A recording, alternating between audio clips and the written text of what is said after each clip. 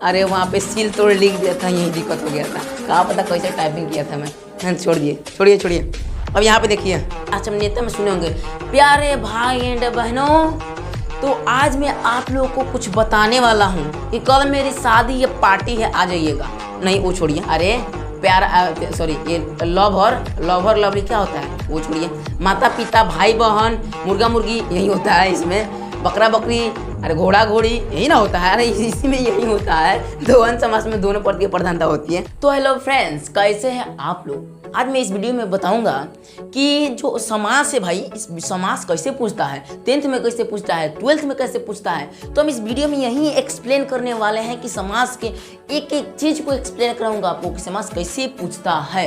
लेकिन अगर आप 10th या 12th के स्टूडेंट हैं तो इसको बिना स्किप किए अंत तक देखें। यदि आप 10th और 12th के स्टूडेंट नहीं हैं, तो यदि आप किसी के पेरेंट्स हैं या किसी के ब्रदर हैं या किसी के बिग ब्रदर हैं, तो आप इसको बिना स्किप किए देखें, ताकि आप क्या करें, अपने अगर पेरेंट्स हैं तो अपने बेटा से पूछ सकते हैं, बेटी से पूछ सकते हैं, अगर भाई हैं तो अपने छोटे भाई से पूछ सकते हैं कि अगर जो 10th में अगर 12th में उससे पूछिए कि समास कैसे है।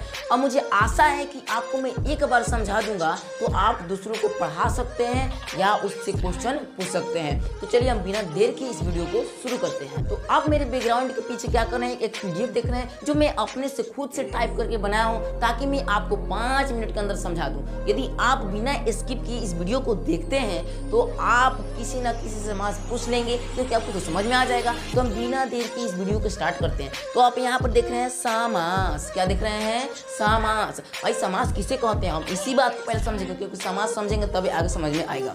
तो मुझे आपको पता है कि समास उसे कहते हैं, समास क्या, समास। तो आप देख रहे हैं यहाँ पे क्या है, समास। दो या दो से अधिक पद जब अपने विभक्ति चिन्ह या अपने शब्दों को छोड़कर एक पद में हो जाते हैं तो हम उसे समास कहते हैं। मतलब दूगो पद है, दूगो पद एगो जुट जाएगा, मतलब एगो हो जाएगा। जब दूगो पद या उससे अधिक पद जब अपनी विभक्ति, मतलब अरे वही मात्रा नहीं पढ़े, विभक्ति कर्ता ने कर्ण को कर्ण से, संप्रदान को क्रिया प्रदान से, अवधान संबंध काकी की रे री अधिकरण में पर पाए, संबोधन है अरे अजी अभाव, यही ना है, यही ना समास है, अति विभक्ति है। तो इसी मात्रा को छोड़कर अगर जुट जाए और एक नया शब्द बनाए तो भाई समास है। क्या है, समास। तो आपको समझ में आ ही गया होगा कि समास किसे कहते हैं। जब दो या दो से अधिक पद, छोड़ दीजिए ऐसे ही समझिए, दो पद एगो हो जाए समास। क्या है, दूगो पद एगो हो जाए समास। जैसे कि आपको मैं थोड़ा सा एग्जांपल भी देता हूँ। राजा की कन्या, देखिए राजा की कन्या, मतलब हमें यह देखिए इतना बड़ा, राजा की कन्या, राजा की कन्या मतलब राजा का पुत्री, तो एक सीधे बोलते हैं राजकन्या। क्या है, राजकन्या है, राजकन्या मतलब यह एक क्या है, राजकन्या है। राजकन्या मतलब अब नहीं बोलेंगे राजा की कन्या, नहीं, राजकन्या। क्योंकि देखिए अब यहाँ पे का विभक्ति हो गया और राजा और कन्या दूगो पद एगो जुट गया, विभक्ति छोड़ दिया है। कर्ता ने कर्ण को कर्ण से, संप्रदान को के की अपदान से किया गया ना, तो देख लीजिए वही विभक्ति है। आप अब मतलब आपको तो विभक्ति छोड़िए ना, विभक्ति छोड़िए, आप सीधे समझिए कि दूगो राजा और कन्या मिल गया है, दूगो पद मिल गया है। राजा की कन्या मतलब राजकन्या, राजा की कन्या मतलब राजा की बेटी। तो फिर यहाँ पे आप देख रहे हैं भाई और बहन, अब यहाँ पे और छोड़ दिया है भाई बहन, भाई और बहन और छूट गया है, भाई बहन जुट गया है एक में, भाई बहन। क्या, भाई बहन। देखिए दो पद एक पद हो गया, समास है भाई, समास है। क्या है, समास है। तो फिर आपको मैं कुछ नोट्स देता हूँ। नोट्स में लिखा हूँ, समास का अर्थ संक्षिप्त या सम्मिलन होता है। अभी बताए ना, समास क्या, इतना बड़ा है इतनी जगह हो जाए वही समास है, इतना बड़ा है छोटी जगह हो जाए समास है। फिर यहाँ पे देख रहे हैं, फिर यहाँ पे आपको मैं एक बार फिर से दिखाता हूँ। अब देखिए समास का भेद पढ़ेंगे। क्या पढ़ेंगे, समास का भेद। मैं मतलब जल्दी जल्दी समझाऊंगा ताकि आपको भी देर ना लगे और आसानी से आप समझ जाए। तो यहाँ पे देख रहे हैं समास का भेद दिया हूँ। समास के कितने भेद होते हैं, 6 भेद। कितने, 6 भेद। अरे हमारे हाथ में कितना उंगलियाँ हैं, 5, एगो एक्स्ट्रा ले लेते हैं, छोड़िए 5 है, एगो ले लीजिए। अब मानिए कि अब 5 गो उंगली, तो बस यार एगो इसमें धलूंगा। मानिए किसी खेत में जाना है तरोई चोराने, 5 गो है, 5 में से उठा ली है, तो रे छोड़िए ना, किसी को क्या करना है, 5 में एक को क्या करेंगे, टांग लेंगे और बोलेंगे यार कहाँ था, एगो बीच में रख लेंगे, 6 हो गया। ध्यान रखिएगा, तुरई चुराने का है 5 गो उठाए हैं, एगो और उठा लेंगे भाई जबरदस्ती। चलिए एगो ले लेते हैं, 5 गो है ना, उसमें भले कुछ लिए हैं साथ में, ऐसे छोड़िए ना, 5 गो है, 5 उंगली में फंसा लेंगे, कहेंगे इसमें फंसा लो एगो, क्या है, क्या दिक्कत है, 6 गो, कितना, 6 गो। तो फिर यहाँ पे देखेंगे समास कितने प्रकार के, 6 प्रकार के। अब पहला समास अव्ययी भाव समास, दूसरा तत्पुरुष समास, तीसरा कर्मधारय समास, चौथा द्विगु समास, पांचवा द्वंद्व समास, पांचवा द्वंद्व समास। पांचवा कौन सा समास है? पांचवा है द्वंद्व समास। कौन सा? द्वंद्व समास। और छठवा है बहुव्रीहि समास। यानी कि यहाँ पर देख रहे हैं कि 6 प्रकार के हो गया समास। अब इसको ना अगले पीडीएफ में आपको मात्र 2 मिनट के अंदर एक्सप्लेन कराएंगे। भाई इस समास में कुछ है नहीं, बस इतना बड़ा समास आपको पढ़ाएंगे। समास से बहुत ज़्यादा पूछता तो है भाई, लेकिन समझाने का भी तो ट्रिक होना चाहिए। आइए ना अगला वीडियो में देखिए, पीडीएफ में समझाते हैं। चलिए अगला पीडीएफ में चलते हैं। तो हम इस पीडीएफ में आ चुके हैं। आप मेरे बैकग्राउंड में देखें कि सेकंड पीडीएफ बनाया हूँ। अब इस वीडियो में मात्र 3 को मैं क्या कर दूंगा, एक्सप्लेन कर दूंगा। और इसके बाद वाला पीडीएफ मात्र 30 सेकेंड का है, उसमें तो और आसान है। बस एक बताएंगे, बोलेंगे ओ ये समास है। आइए ना देखिए ना। तो पहला है अव्ययीभाव समास। समास क्या? दो पद एक हो जाए समास, दो पद एक हो जाए समास। तो पहला 6 प्रकार का समास। कितने? 6 प्रकार के। पहला है अव्ययीभाव समास। कौन भाव समास? अव्ययीभाव समास। इसमें प्रथम पद की प्रधानता होती है जो दूसरा पद से मिलकर विशेष बनाता है, मतलब विशेषण बनाता है। अब देखिए अव्ययीभाव समास जो समास है ना, ध्यान सुनिएगा। अव्ययीभाव समास पहला समास प्रथम पद की प्रधानता और सेकंड विशेषण बनावेला। क्या विशेषण मतलब क्या? ओ गोरा है, अरे गोरा, अरे बुर्बक है। बुर्बक मतलब वही ना विशेषण है, बता रहा है कि बुर्बक है। अरे वो तेज है, तेज क्या है? विशेषण है। तो ठीक वैसे ही इसमें बता रहा है, देखिए कि प्रथम पद की प्रधानता होती है और दूसरा पद से मिलकर विशेषण बनाता है। तो यहाँ पे आप देखिए ना, भर पेट, अरे वाह, भर पेट भरा है, भर पेट आज खाया हूँ। तो क्या खाया हूँ? भर पेट। विशेषण बता रहा है ना, कौन नहीं खाया हूँ, एकदम भर पेट। तो विशेषण बता रहा है ध्यान से। और इसमें पहला पद है ये भर, अगर भर नहीं रहेगा तो पेट से क्या करिएगा?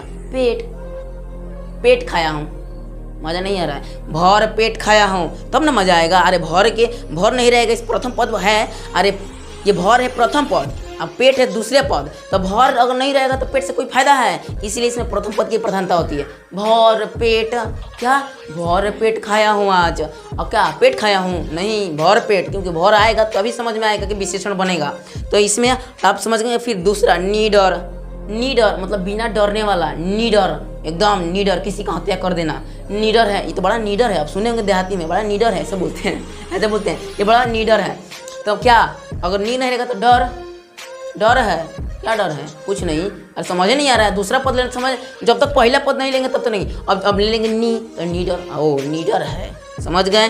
तो अब आएंगे हम सेकंड, तत्पुरुष समास। बहुत ऐसे ही एक्सप्लेन करें आगे, तो इससे भी आसान है। तत्पुरुष समास। क्या? तत्पुरुष समास। इसमें अंतिम पद की प्रधानता होती है, दोनों पद, क्या दोनों पद, इसमें अंतिम पद की प्रधानता होती है और दोनों पद के बीच विभक्ति चिन्ह का लोप होता है। अभी बताया, कर्ता ने कर्ण को कर्ण से संप्रदान को के लिए अवदान से संबंध का केरी अधिकरण में पाए संबोधन है अरि अजय भो। ये तो आप याद कर लेंगे, 8 विभक्ति होता है, हिंदी संस्कृत में पढ़े होंगे। तो चलिए अभी छोड़िए ना, विभक्ति नहीं याद है ना, अभी समझ जाएंगे। जैसे वो अविभाव समास समझे ना, वैसे ये भी समझ जाएंगे। तत्पुरुष समास, इसमें अंतिम पद अव्ययीभाव समास में प्रथम पद भर पेट, भर नहीं रहेगा तो पेट, क्या पेट? कुछ नहीं पेट। तो इसीलिए मैं अब देखिए बता रहा हूँ क्या तत्पुरुष समास। इसमें अंतिम पद की प्रधानता होती है और दूसरा विभक्ति चिन्ह का लोप। विभक्ति, अरे मैं, कै, को, पर, पै, यही ना है विभक्ति। तब तो देखिए ना आप, तो देखिए एग्जाम्पल में देख लेते हैं। देखिए अब देखिए सिर तोड़, अब यहाँ पहले ही लिख दिया हूँ जोड़कर। अब यहाँ पे लिखा है सिर को तोड़ने वाला। को क्या है? विभक्ति है। देखिए ना यहाँ पर को क्या है? विभक्ति है। तो यहाँ पे क्या को क्या है? विभक्ति है। अब सिर तोड़ने वाला, भाई सिर तोड़ने वाला। अब अंतिम पद, अगर मैं सिर को, कहाँ सिर को? कुछ नहीं। अगर प्रथम पद छोड़ देते हैं सिल को, यहाँ पे टाइपिंग गलत हो गया है। देखिए अब यहाँ सिर लिखे तो सिर लिख दिया हूँ। चलिए कोई बात नहीं, आप उसको सिर मानिएगा, ये सिर लिखा है, ठीक है। थोड़ा टाइपिंग में दिक्कत हो गया, सिर लिखा है तो यहाँ पे सिर लिखा है। तो यहाँ पे देखिए ना, सिर तोड़, सिर को तोड़ने वाला।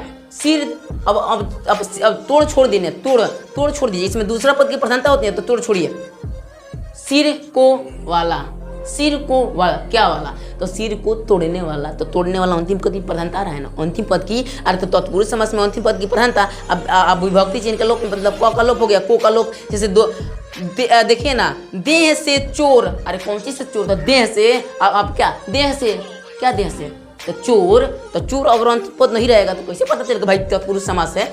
तो वैसे ही इसमें भी आप समझ जाएंगे। फिर कर्मधारय समास है, इसमें भी अंतिम पद की प्रधानता होती है लेकिन प्रथम पद विशेषण होता है। अब देखिए तत्पुरुष समास जैसा ही इसमें भी होता है कर्मधारय समास में, लेकिन इसमें अंतिम पद की प्रधानता होती है लेकिन प्रथम पद होता है ना, प्रथम पद उका होला विशेषण होला और दूसरा पद विशेष्य होता है। अब इसमें प्रथम पद विशेषण, अब देखिए ना कैसे, जैसे कि बाला, बाला जो वीर है, क्या है, वीर बाला, बाला क्या है, वीर है। अब देखिए ना यहाँ पे कोमल नयन, कोमल के समान नयन, अगर मानिए कोमल नहीं रहेगा, प्रथम ऐसे अंतिम पद की प्रधानता है नयन, नयन कोमल के समान, का कमल के समान, नाक कान दांत नहीं, नयन, आहा कमल के समान नयन, वाह वाह मजा आ गया, कमल के समान नयन। अगर नयन हटा दे तो अंतिम पद, बोले ना कि इसमें अंतिम पद की प्रधानता होती है कमल के समान, क्या क्या है कमल के समान, तो ठीक वैसे ही। तो अब यहाँ पर देखिए ना कोमल के समान, तो यहाँ पर आप देख लेंगे फिर प्रथम पद कोमल, तो कोमल विशेषण ना है, कोमल कोमल कोमल, कोमल कोमले ना होता है, तो कोमल के समान मतलब कोमल के समान, आहा वाह क्या कमल, कोमल के मतलब कोमल के समान नयन है उसका, आहा क्या मजा आ गया। ऐसे ही है अज्ञान, अज्ञान मतलब न ज्ञान, अज्ञान मतलब न ज्ञान, अगर अ नहीं रहेगा तो, अगर मानिए ज्ञान नहीं रहेगा तो अ ज्ञान अंतिम पद की प्रधानता और अविशेषण हो जाएगा। तो इसी में तत्पुरुष समास समझ है, आप तो समझ ही गए होंगे। और फिर अगले पीडीएफ में मात्र 2 मिनट में नहीं 30 सेकंड में समझाएंगे, और उसमें तो और आसान है, 3 गौर है ना। तो अभी चलिए, पहला अविभाव समास प्रथम पद, तत्पुरुष समास द्वितीय अंतिम पद, और कर्मधारय समास में अंतिम पद की प्रधानता, लेकिन जो कर्मधारय समास है ना पहले वाला विशेषण रहेगा, ठीक समझ गए ना। चलिए नेक्स्ट पीडीएफ में, चलिए चलते हैं। तो हम आ गए हैं थर्ड पीडीएफ में। अब इस पीडीएफ में 30 सेकंड में स्किप नहीं, देखिए देखिए देखिए, क्योंकि आपको पूछना ना है कि भाई क्या पढ़ता है दूसरा, ऐसे ही पूछना है। चलिए आइए देखिए,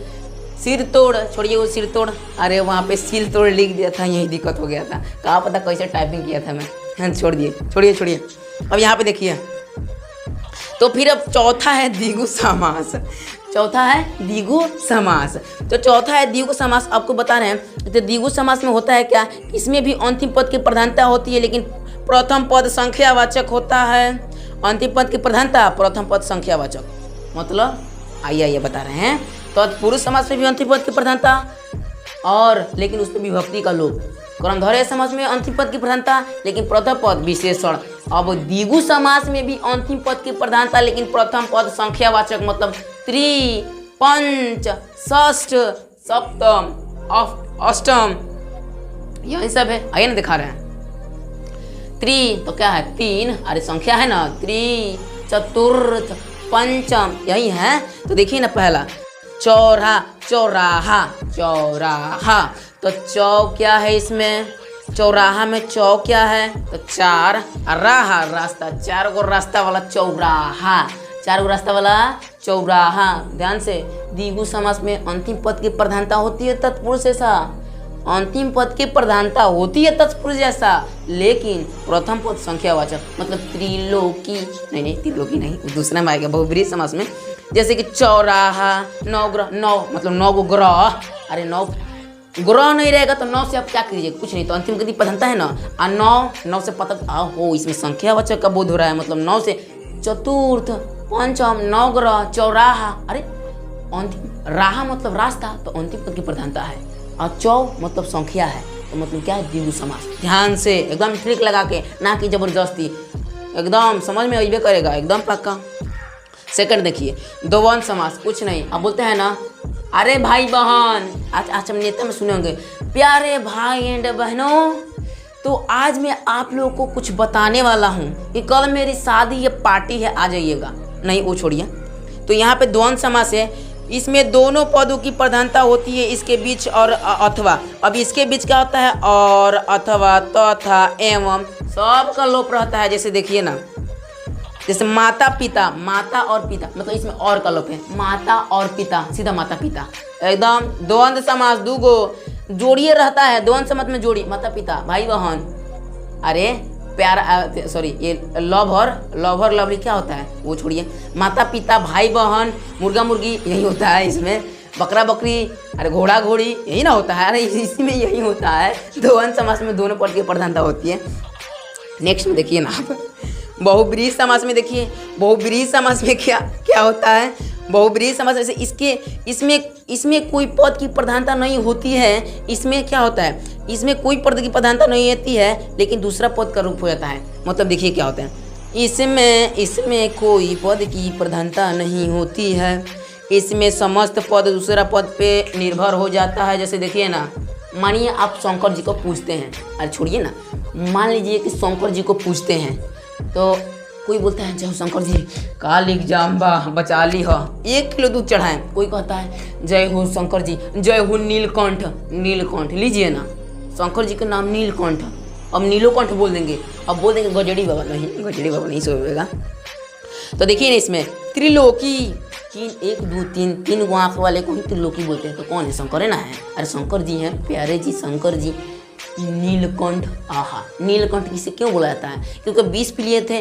तो देखिए त्रिलोकी है, इसमें कोई पद की प्रधानता, लेकिन दूसरा पद किस बोध हो रहा है। बहुब्रीहि में एगो पद दिखाए लेकिन सेंस दूसरा पे जाए, ध्यान रखिएगा, मतलब ध्यान रखिएगा, क्या ध्यान रखिएगा, एगो पद दिखाई दूसरा पद पे जाए, का त्रिलोकी, अरे शंकर जी का बोध। लंबोदर, लंब हो जिसका उदर, मतलब लंब जिसका नाक बड़ा हो उसे गणेश जी कहते हैं, लंबोदर, लंबोदर। तो लंबोदर से गणेश जी का बोध हो रहा है। देखिए ध्यान से, इसमें कोई पद की, लंब उदर, लंब उदर, लंबोदर, क्या गणेश जी का बोध हो रहा है। तो इसमें है कुछ और, अब बोध कुछ और हो रहा है, तो इसी से समझिए कि बहुब्रीहि समास है। तो थैंक यू दोस्तों, अगर ये वीडियो अच्छा लगा हो तो प्लीज़ लाइक कमेंट सब्सक्राइब करें, लाइक कमेंट एंड सब्सक्राइब, और अपने दोस्तों को मतलब शेयर करना ना भूलें, क्योंकि भाई अगर मानिए कि आपकी वजह से किसी को 4 नंबर मिल जा रहा है तो आप बहुत महान हैं, और मैं तो ठीक है हूँ। चलिए तो हम इस वीडियो को अंत करते हैं। थैंक यू दोस्तों, एक बार फिर आपको मैं हाथ जोड़कर विनती कर रहा हूँ कि आप इसको सब्सक्राइब करके जाइएगा, नहीं तो आप पछताइएगा, हमसे क्या करना है। थैंक यू दोस्तों।